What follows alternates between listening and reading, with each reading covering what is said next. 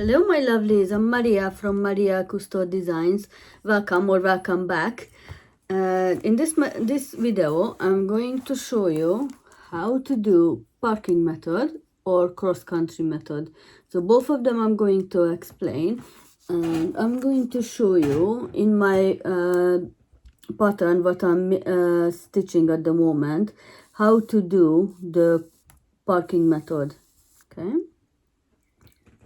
If you have any questions about the parking method or the cross-country method, just leave me a message down below and I'm going to answer it as soon as I can. Okay, let's see how you do the parking method. Okay, so if you got a large piece and you gridded it, so you got 10 by 10 squares like this one, and the color, for example, like the moon or a C, letter C, it goes over. So it's gonna be 11 this way and 1 2 3 13 this way. So if you go 100 by 100 squares, you either do first this one and then go this one, or go down. So it's up to you which way you want to go. Usually I go from left to right, and then when I finish, then go down and start this line. Now, because for example you finished all of these here, okay, and all of these, now this is what you are missing. So here you've got 2 and 1 on the bottom, and here you've got lots more which is still the same color. So what I do is I'm going to, because this is going to be the one which I end on the thread, I'm going to come up here, pull out the thread on the bottom left, and just leave it like that. So it's gonna come down here. Now I can finish all the other colors which are around here, and when I finish with those colors, I'm gonna find the next one in the next square. If there is none, I'm going to go down because I don't like to travel it too far. So the maximum I go is 2. So if you finish here, then 10 and 20. So this square is the maximum I go if there is nothing next to it or under it. But if there is some, like one in here which is the same color, then instead of here, if there is none in here, I just go through, travel here,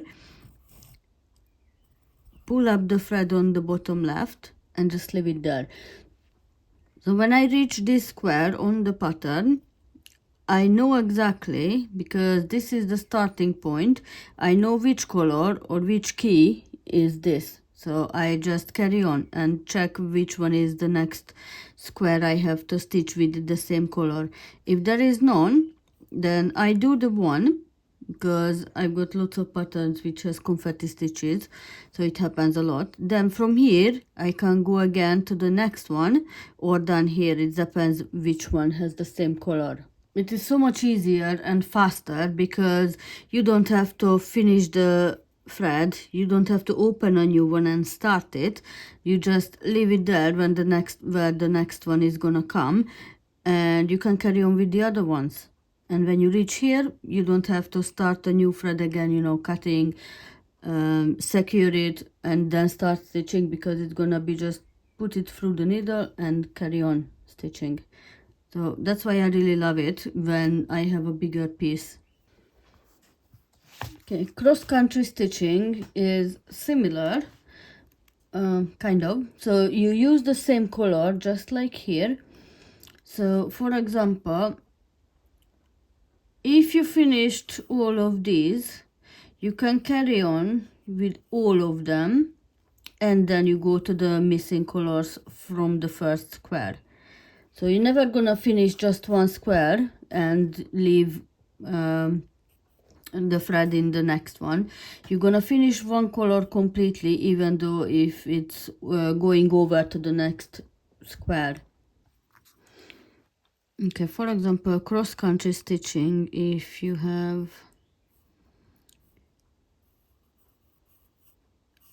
like mini flowers or anything which is not in the same square. So this is your 10 by 10, so this is 0, 10, 20, and this one is 10 and 20. So you go across 3 different squares. The cross country stitching is you choose one color. For example, you choose like if it's a forget me not, you've got to finish these ones first,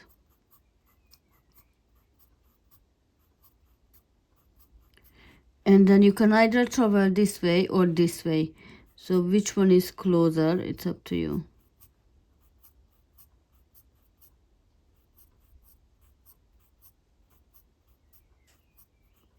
Okay, and from here you jump here and you do these ones.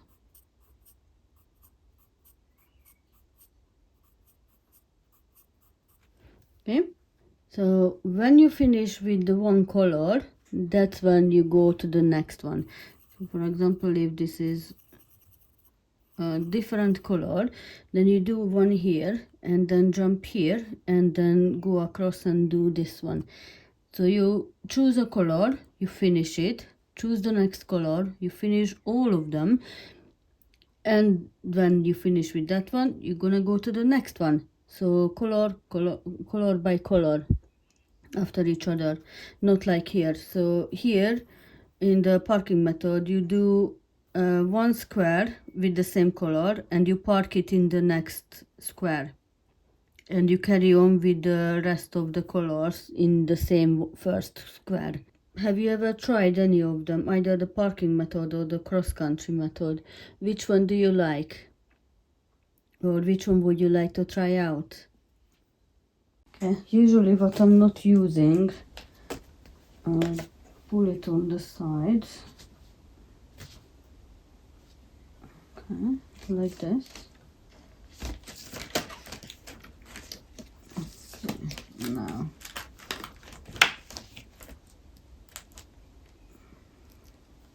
Okay, so I know that this is the square when I'm going to start now. Okay.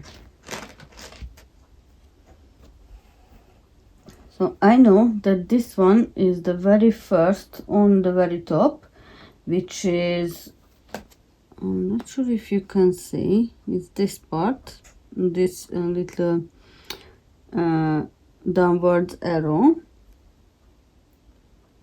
So I know how many I need to count. So okay, let's do it. Here you go. This is your needle. Okay, it goes in the thread, and that's it. You don't need to secure and anything because it's already done in the previous ones. So what you do is you pull all the other threads on the side and just carry on stitching. Okay? So I know there is one in here.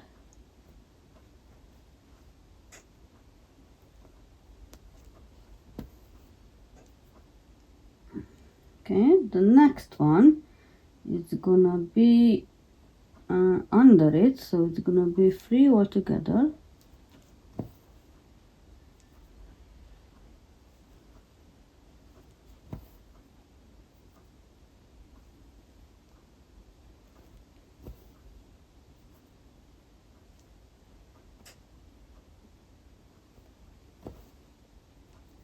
Okay, now the next one is gonna be on the top again, but this is gonna be the third one.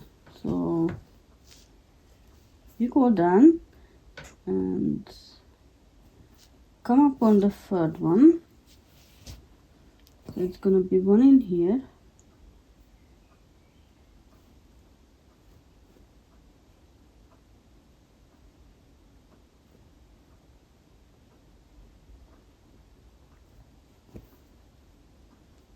Okay. The next one is, okay, you just carry on and following the color. So if you go down to the next line, the colors on the top, usually let me see. Okay, so these are on the top line. I'm going to pull them on the top, so you will be able to see. So these are the next square, so I don't mind. These are the ones in this square which I have to finish. Okay, but these are under it. So you come up again, so we have to do 2 stitch here.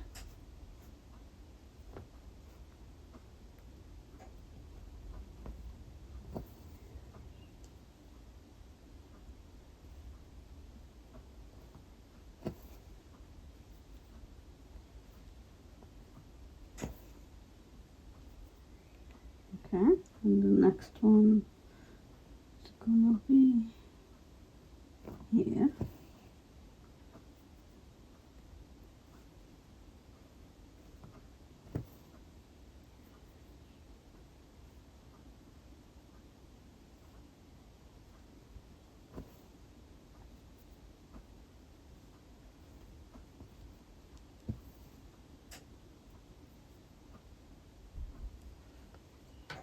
Now I know that the next one will be the same color. It's gonna be at the end of the next square. So what I'm doing is I'm going to get the thread, come up on the square which is the same color, pull it out and just leave it there.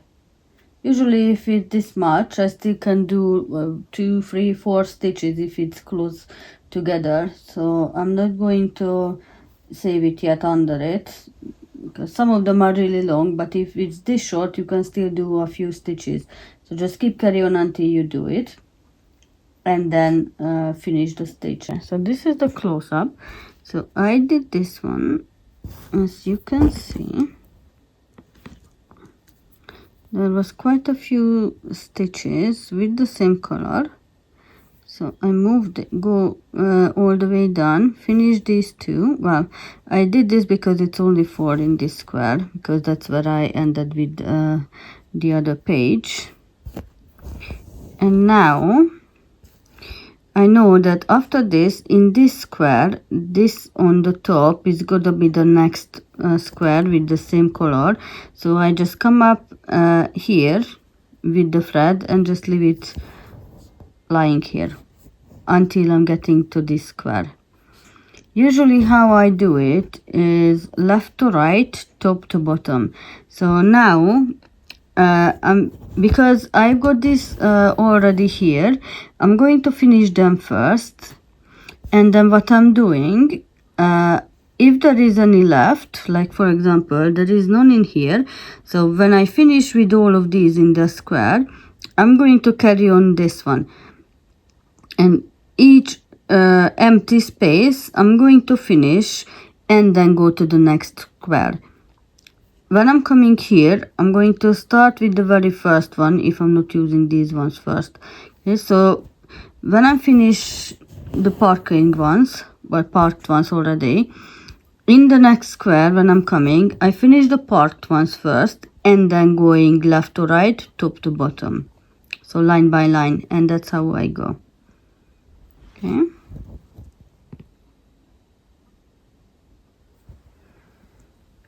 What do you think of this design? I think it's really cute. If you find this video useful, please like and subscribe. It will help me out a lot. Thank you. And you will be notified when I'm going to upload the next video.